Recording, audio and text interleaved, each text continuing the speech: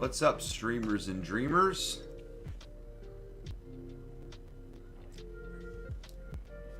How are we doing tonight? Restorers.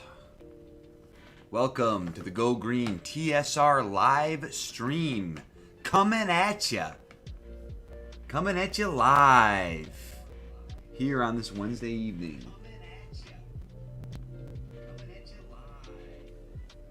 So, we missed last week's episode. And what a couple of weeks it has been, guys. Holy cow. What a mess. What a mess it's been. So we've missed out on quite a bit. So I don't want it to be all sad again, where we go over for 45 minutes, all the horrible things in the news. As usual, I want to throw in some optimism because I think that there's plenty of ways that we can handle all these problems and come to some really ingenious solutions. So at the end, we're always gonna end with some optimism. But yeah, obviously with the most recent stuff going on here in North America with these wildfires, so all of the East Coast is getting this thick orange fog / sooty smoke, smoky, ashy, horrible air quality downstream from these fires in Canada. So it's terrible situation. So many of these wildfires, we've talked about it in previous episodes where we actually linked the GoFundMe out to the California wildfires, and I'm going to go ahead and find a decent GoFundMe, which I'll put a link in the description of this live stream later, to go ahead and find some way to give a little bit at least to help out the situation, because oh boy, how many displaced peoples are gonna have to deal with this, as losing their homes, and some people might even lose their lives, and obviously millions are affected by the horrible air quality. And you've seen every single different variation of headline over the past couple of days about oh my goodness. But yeah, scary times, guys, scary times. So again, let's send good vibes out into the universe and hope that we can redeem ourselves from all this failure. So yeah, most of the time these wildfires stem from not properly doing controlled burns. Obviously, in the earth naturally recycles itself, and there are fires, and they do wipe out large areas sometimes of forests. But when they go when it goes unfettered like this, it's a problem. Yeah, I mean the entire East Coast, New York, Boston, D.C., Charlotte, Detroit, Indianapolis. Yeah, I actually had friends that were up in Traverse City in the up at the Upper Peninsula of Michigan who said they saw a lot of this coming down over the past couple of days and over the weekend. So it's taken time to disperse throughout the continent. It's just so sad. Just so sad. 9 million acres is the estimate here. Wildfires in Canada so far this year, about 15 times the normal burned area for this point this year. So 15 times, guys. Orders of magnitude. Scary times. So yeah, I guess if you're out there on the East Coast, guys, stay safe. Don't breathe a lot of this in if you can, even though we're constantly breathing in all kinds of nonsense anyway all the time. So, what can you really do? So, but yeah, like I was saying about the controlled burns. If we made it the main focus of human civilization to maintain our environments, and if we felt the pain that, say, if the Earth was being, if we were able to feel the emotion of it happening, we would deal with it. But we don't, because we were not able to feel, like we don't have our central nervous system connected to the Earth, or if we did at some point in our history, it's gone now, and we don't live in symbiosis with the environment. So now the whole environment is imploding around us, and species die-offs are massively occurring, and it's a shame. We need to rebalance everything here, and if our main focus was conservation and restoration, those are my two new favorite words in the English language, as you know, restorers. We need to make those two words priority everywhere, in every nation, in every household, because the environment is so important. And this stuff doesn't happen when we do controlled burns, and we are constantly monitoring nature and understanding when these forests are dry, and staying on top, being prepared for when it does happen, so we can control it, to a point. But again, this all stems from a mass consumption culture since the Industrial Revolution, of just not being in symbiosis with the environment. Yeah, now the masks are going to come back out, obviously, guys. Yeah, wear your mask. You don't want to be breathing in hazardous stuff.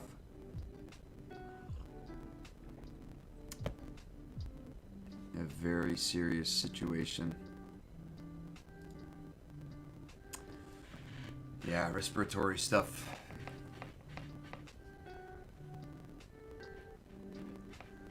Yeah, hopefully it goes away over the weekend, but yeah, it's definitely not safe. Not safe, guys.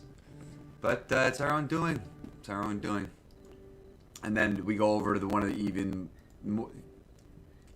insanely more dangerous situations, the continuing warfare going on in Eastern Europe between Russia and Ukraine, and Ukrainian NATO allies.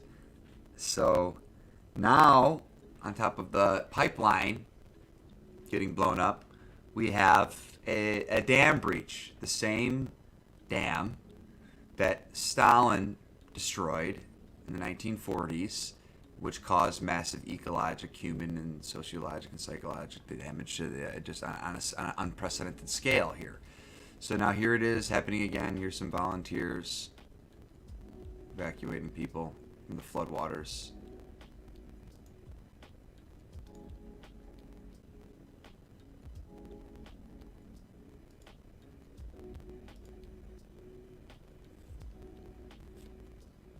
Just, what are we doing? What in the world is going on? Why are we doing this? Fallout from the breach of the dam in southern Ukraine is wreaking havoc on lives, livelihood, and in the environment amid the war. I mean, that's just so obvious. It's insane. La Kakhovka Dam ruptured on Tuesday, and it sent a torrent of water from Ukraine's largest reservoir into cities, towns, and lowlands downstream.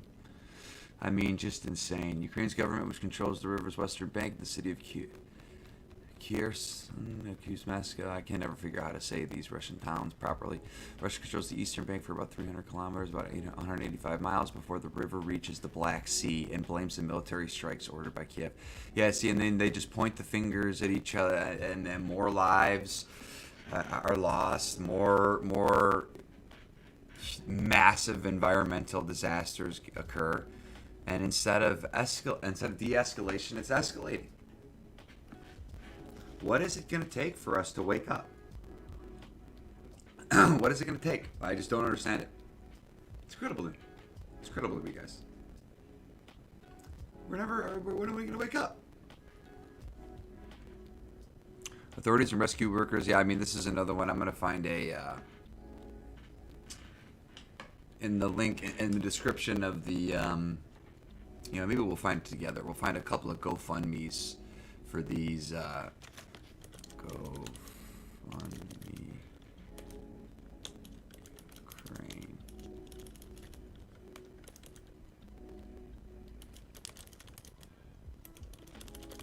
Like, people lose their lives and livelihoods and their homes and their everything from these floods and these wildfires.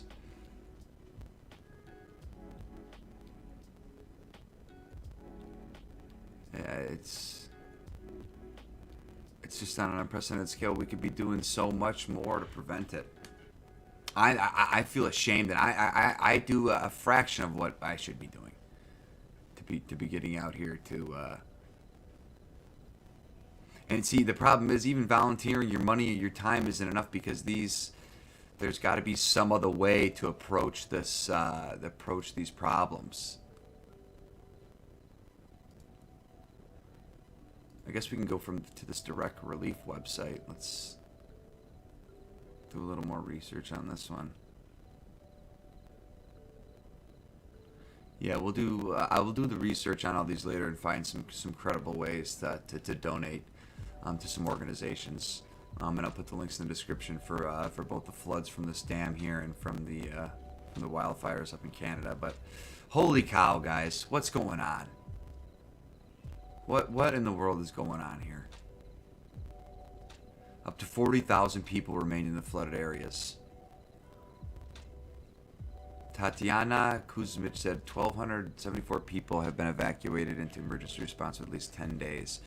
UN spokeswoman Stefan Durajak said the 12,000 bottles of water and 10,000 water for pure tablets were distributed to 5 municipalities in Kherson and Mycelium, where most of the evacuees are staying. Yeah, I mean, just over and over again with these disasters. Vladimir Putin, in a call Wednesday with his Turkish counterpart Recep Erdogan, blamed Ukraine in his first comments on the incident. He said it was a barbaric action that led to a large-scale environmental and humanitarian catastrophe, the Kremlin accountant said. Some residents in Russian-controlled areas criticized the response from the occupying authorities. Yeah, I don't know. I don't know, guys.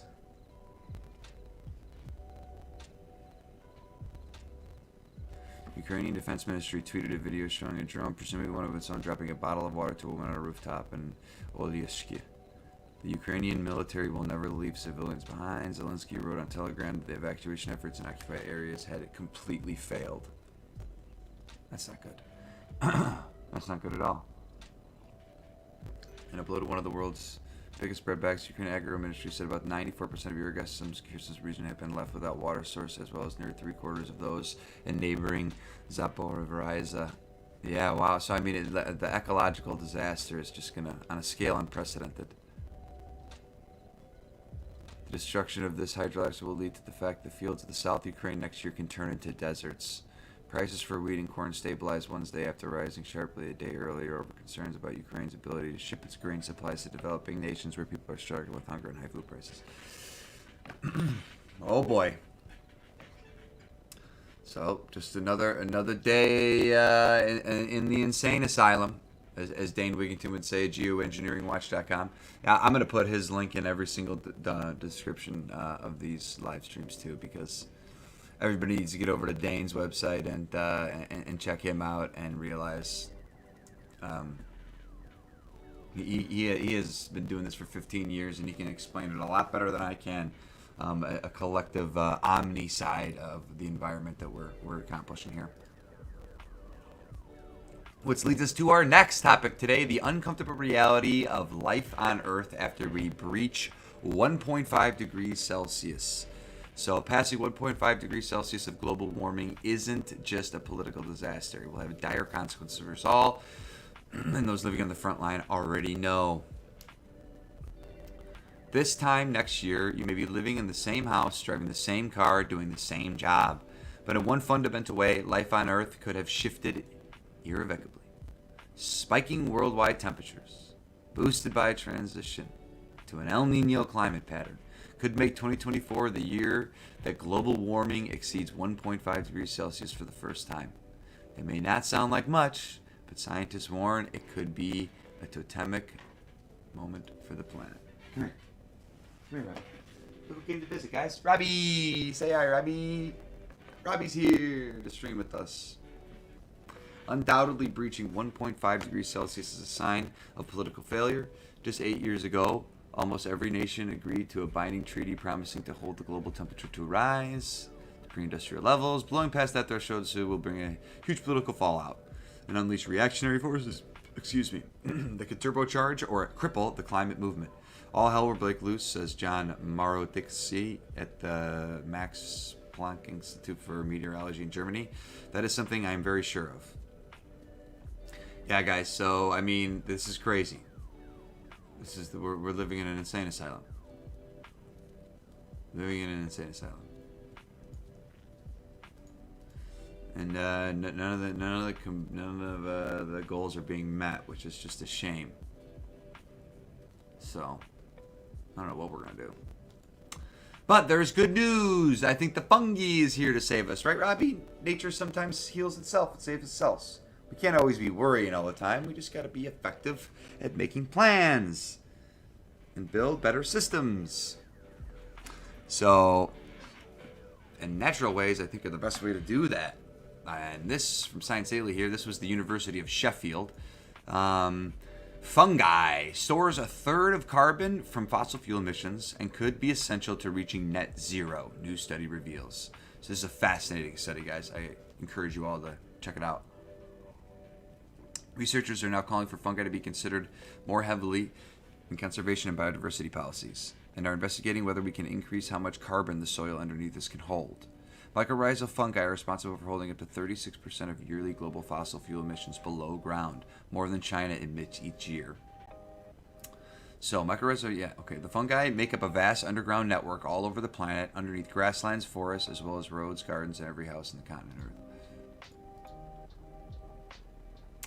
It is not only crucial to storing carbon and keeping the planet cooler, but are also essential to global biodiversity. Researchers are now calling for fungi to be considered more heavily in conservation and biodiversity policies and investigating whether or not we can increase the soil. So yeah, the vast underground network of fungi beneath our feet stores over 13 gigatons of carbon around the world, roughly equivalent to 36% of yearly global fossil fuel emissions, according to new research. That's a lot of carbon, guys. These things, I'll tell you personally that they love carbon. They're little fresh air machines, just in the same way plants are. It is widely believed that mycorrhizal fungi could store carbon, as the fungi forms symbiotic relationships with almost all land plants and transports carbon converted into sugars and fats by the plant into the soil. But until now, the true extent of just how much carbon the fungi were storing wasn't known. The discovery of a team of science, including researchers from the University of Sheffield, that fungi is storing over a third of the carbon created from fossil fuel emissions each year, indicates that it could be crucial as nations seek to tackle climate change and reach net zero. Work is now being undertaken to see whether we could increase how much carbon the soil underneath us can store. Mycorrhizal fungi have been supporting life on land for at least 450 million years and make up a vast underground networks all around us, even forming beneath roads, gardens, houses on every continent there is on Earth. Right, Robbie? The mushrooms, the myceliums. The international team of scientists, including experts from the University of Sheffield School of Biosciences, conducted a meta-analysis of hundreds of studies looking at plant soil processes to understand how much carbon is being stored by the fungi on a global scale. Their findings, published in Current Biology, revealed that an estimated 13.12 gigatons of CO2 is transferred from plants to the fungi annually, transforming the soil beneath our feet to a massive carbon pool and the most effective carbon capture storage unit in the world. I mean, look at that. Boom, guys. I mean, that's going to be the mantra. We're preaching it. Yeah. Pick up the trash, throw it in the bag, and just plant mycelium, guys. It's simple. Simple solutions. The amount of carbon stored equates to roughly 36%. Yeah, so that's more than China emits. Researchers now are calling for fungi to be considered in biodiversity conservation policies. Yeah, we know more than 90% of soils can be degraded by 2050, which could be catastrophic for not curbing climate change and rising temperatures. Professor Katie Field, professor of plant soil processes at the University of Sheffield and co-author of the study, said mycorrhizal fungi represent a blind spot in carbon modeling, conservation, and restoration. The numbers we've uncovered are jaw-dropping, And when we are thinking about solutions for climate, we should also be thinking about what we can harness that exists already. Soil ecosystems are being destroyed at an alarming rate through agriculture, development, and other industry. But the wider impacts of disruption of the soil communities are poorly understood. When we disrupt the ancient life support systems in the soil, we sabotage our efforts to limit global heating and undermine the ecosystems on which we depend. Boom! I mean, that's a huge quote. Absolutely. Absolutely, Katie Field. That's a nice last name, too, huh? Katie Field? It's pretty cool. It's a great way to put it. More needs to be done to protect these underground networks. We already know we're essential for biodiversity, and now we have even more evidence they're crucial to the health of our planet. Researchers are now investigating how long the carbon is stored by the plant or by the fungi in the soil and are seeking to further explore the role that fungi plays in the Earth's ecosystem. Dr. Heidi Hawkins, another cool name. Hawkins, Field Hawk. These University of Sheffield professors, they're really born to do what they do in nature, huh? Huh, Bobby? Right, guys? Pretty cool. I'm going to change my name to something cool like that.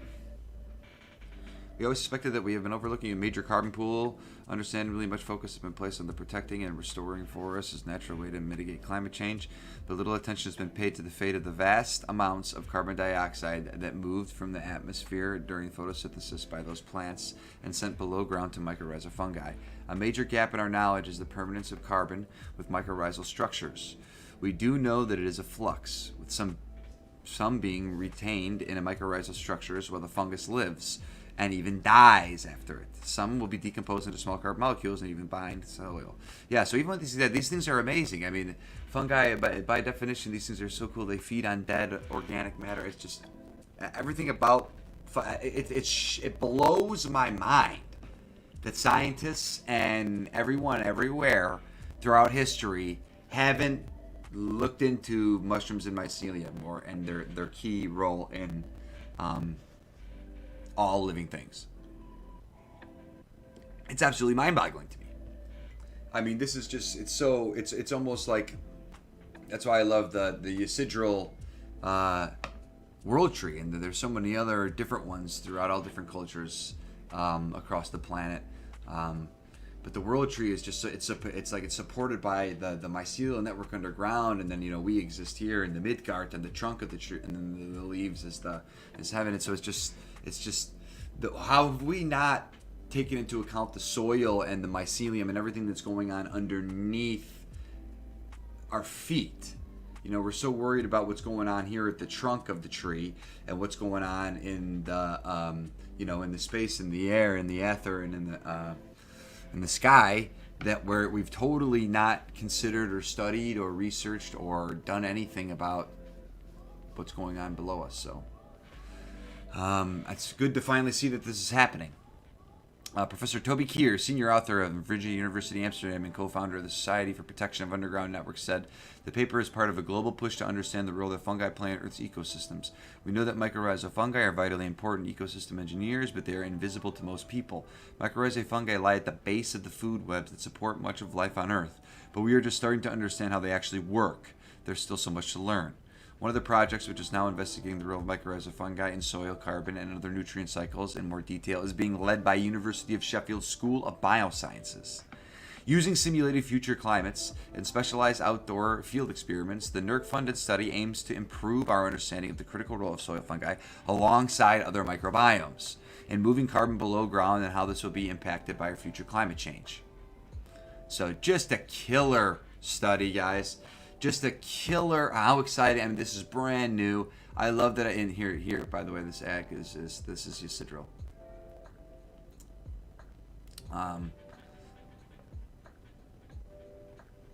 Super cool. Super duper cool. Everybody should get into this.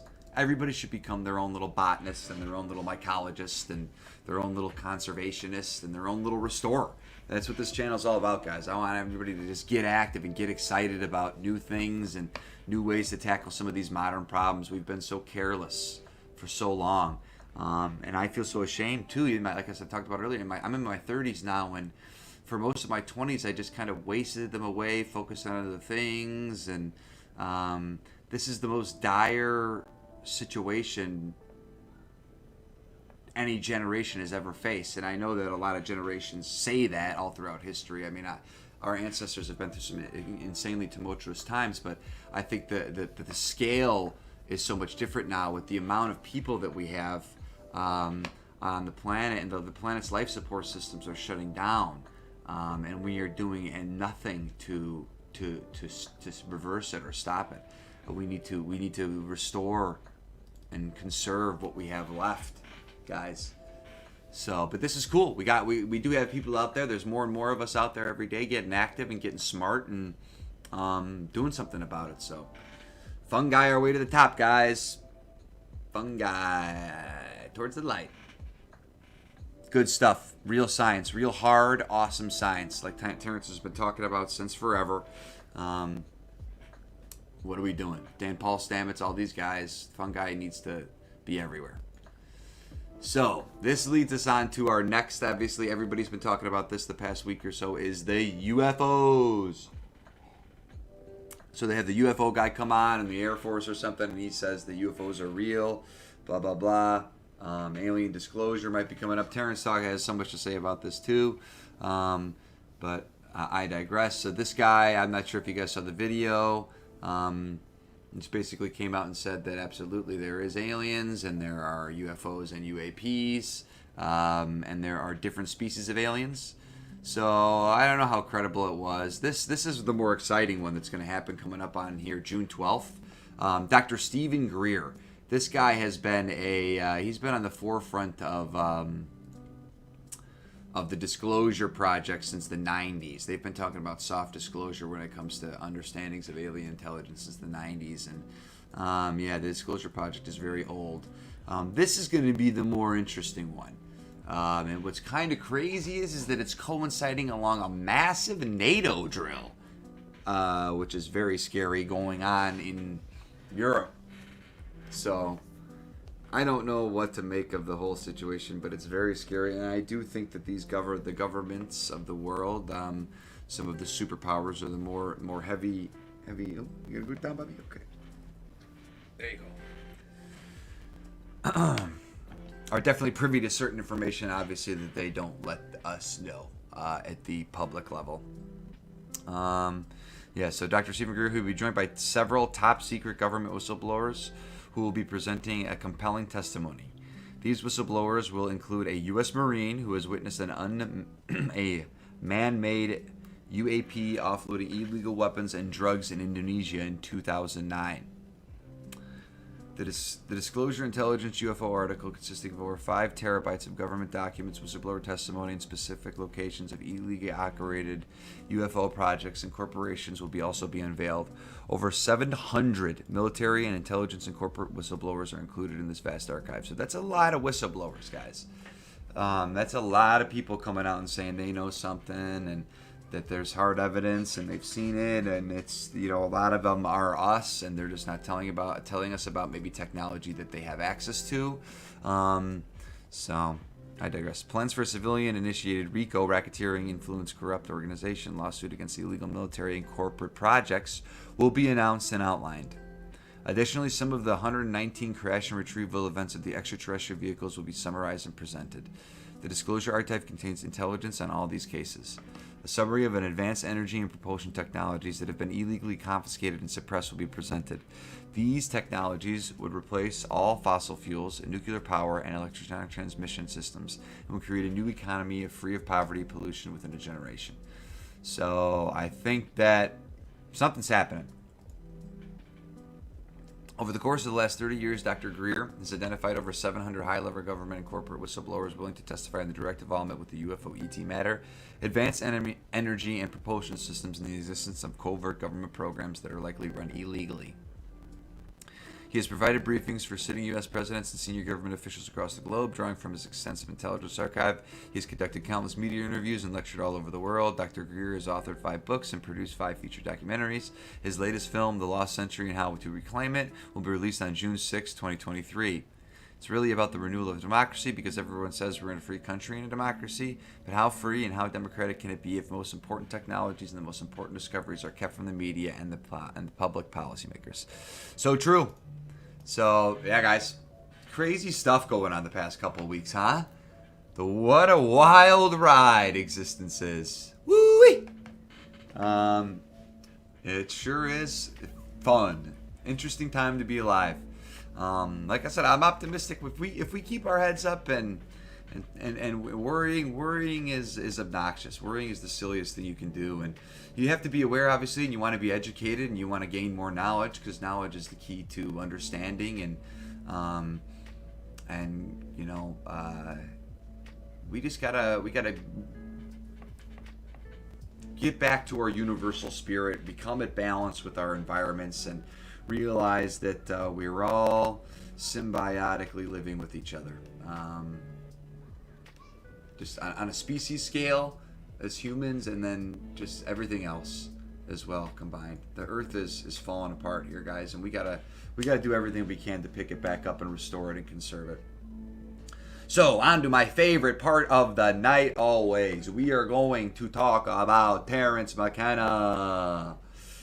Here is one of his interviews with Jeffrey Mishlove, who also has a very cool, check him out on YouTube. He's got some very awesome stuff. So, but I wanted to skip to right here. Let's see here. Yeah, so first let me, this is Mishlove. You know, you're a specialist really in the past, the ancient past, prehistoric past, shamanistic cultures. And Jeffrey talks very like this. Jeffrey Mishlove, New Thinking Aloud. Thanks for watching. I'm Jeffrey Mishlove. It's me, Jeffrey Mishlove. I love you, Jeffrey. Go like and subscribe. He's been around forever. I don't know if he's still doing it. I haven't even watched his stuff in a while, speaking of that, but I used to love watching his content on YouTube. So yeah, you're a specialist really in the past, the ancient past, the prehistoric past of shamanistic cultures, and of course ancient peoples. Shamans and other ancient peoples have always attempted to look at the future. Today there are many, many scenarios about the future, and the one thing that seems to be certain is that the future will contain surprises. That no matter how much we attempt to predict what the future will be, there will always be unexpected things. I think you have a unique perspective on the future. Since your studies take you so deeply into the past, I wonder what some of the major features of you that you delineate in your present and our past society that may tend to surprise us or surprise conventional theorists about the future. Well, first let me say you make a valid point. My ordinary concern is shamanism, which is usually, this is Terence not talking obviously, which is usually thought of as an archaic or historical phenomenon. However, in my looking at the shamanistic phenomenon, I've discovered that shamans themselves, as you also mentioned, have a deep concern with seeing into the future, with having a feeling for the course of development of society in which they are embedded. And strangely enough, my own career somewhat paralleled that model, as I was a student of Irishianch, who was a great forecaster of the last 10 years. Systems theorist, as I recall, yes. Systems theorist, exactly. And he was very concerned to model the future with a degree of realism that had previously not been possible. And he had taught me that the way to do this is to concentrate on the novel and the unexpected. As you point out, much of the future will be in fact characterized by factors that are presently unpredictable. How then, by stretching our own definition of what is currently at the cutting edge of society, can we anticipate these future event systems? My own approach to this has been to try to concretize or locate areas of influence that seem to me, while very seminal in the present situation, probably fated to grow and flower over the next 25 years. You know, I think it's interesting that you mentioned Ayn Rishianchich. He wrote a book that I believe was called Design for Evolution. Exactly. In that book, I was very interested in how a man of the scientific credentials as a systems theorist took a close look at the New Age movement and things such as Kundalini Yoga, and examined how we might begin as a society developing Kundalini to develop our own evolutionary, biological, and as a species. I can vouch for this personally, guys. Kundalini Yoga, all kinds of yoga. Check out Wim Hof and his breathing techniques and yogic techniques. It's one of the most freeing, liberating, glorious things you can do, hobbies you can get into to really be relaxed and calm and tune out all of the craziness of the past, present, and the future, and just exist in the now. It's a beautiful thing. It's a beautiful thing to go to that meditative state with no mind and use yoga to get there. So obviously this Design for Evolution, it talks about how to, a scientific way of developing that kind of, species societal organization. So I digress. Sorry. Yes, well, he was an extremely broad thinker, not only a fine scientist, but music critic, philosopher, what have you. A point that he was always very much concerned to make to me about the future was that much of the future is in place in the present. A typical residential street of today will look pretty much as it looks today 30 years from now. Barring major catastrophic changes in society, a curious thing about history is how much momentum it does have. Nevertheless, it is possible to isolate forces which are creating change. 4 major forces, which I enumerate and discuss for you, the 4 that I think are probably among the most important, are the first of all, feminism. Feminism is a tremendously underestimated force. Viewed in the present context primarily as a woman's concern, the understanding has not yet percolated throughout society that the advancement of women is a program vitally connected to the survival of human beings as a species. The reason for this is simply that institutions take on the character of the atoms which compose them.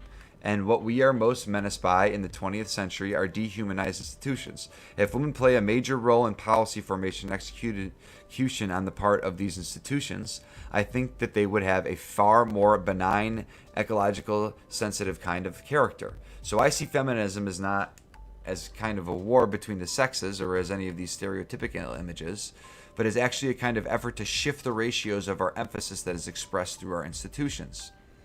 Jeffrey Mishlove. In other words, you're not looking so much at whether women get in more voting rights or whether they get more women placed in high positions in government, but rather whether institutions have a more nurturing quality. Terence, that's right. It's really about women. It's about femininity, injecting femininity into our decision-making process and our social policy. Naturally, the most obvious way to do this is to bring women into the process, but that isn't necessarily how it should be done. Jeffrey Mishlove. Well, there's a catchphrase now that's going around a lot in business circles: high tech, high touch. That seems to embody this notion of paying attention to human feelings and to caring about people as we develop more technologically oriented society. I mean, this, and he said this in the 90s, guys. When was this interview? So yeah, 88. So I mean, this is at the dawn of the internet and all this technology and software and code and hardware. These men are visionaries and pioneers and psychonauts, and they should be studied and read and looked into. And they've been saying this stuff for so long. These guys are my idols, guys. These are the forward thinkers that we need in our modern society in 2023. And what they're saying is so true. More than cleverness, we need kindness, and we need a feminine aspect to how we deal with modern problems in society, and that starts with feminism and getting women into places that they need to be, and not having them continually prosecuted like they've been for the thousands of years. So I digress again. McKenna, yes. Although I'm suspicious of having seen several American revolutions turned into advertising slogans, I'm afraid this may be an effort to co-opt the real volcanic energy that feminism could bring to the social restructuring effort. But feminism is only one of these novel areas that are injecting change into our lives. Mishlove, why don't we list the others? And perhaps we could look at how they interrelate with each other. McKenna, well, for example, cybernetics is certainly a major area where we could spend some time. Spaceflight.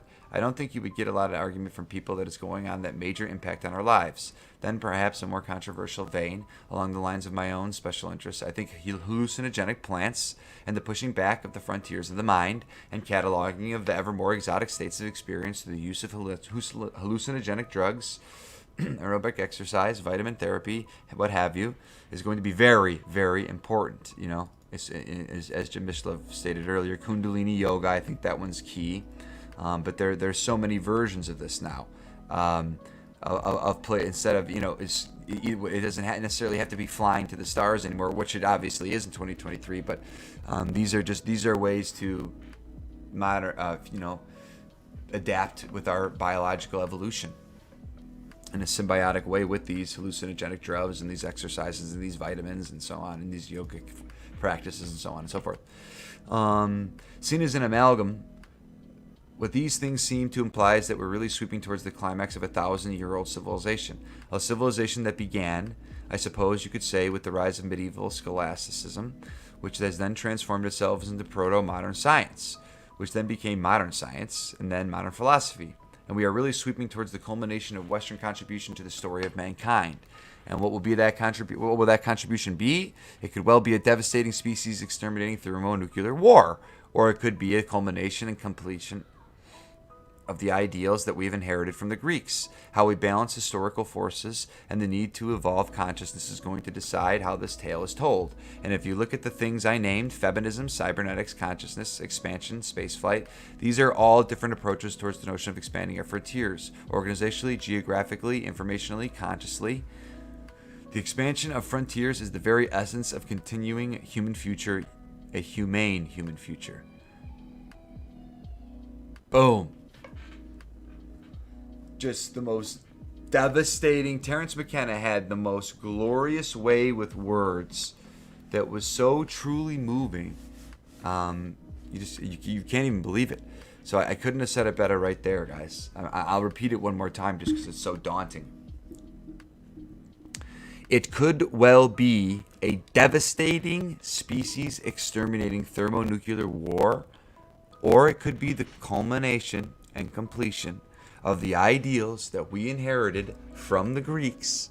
How we balance the historical forces against the need to evolve consciousness is going to decide how the tale is told.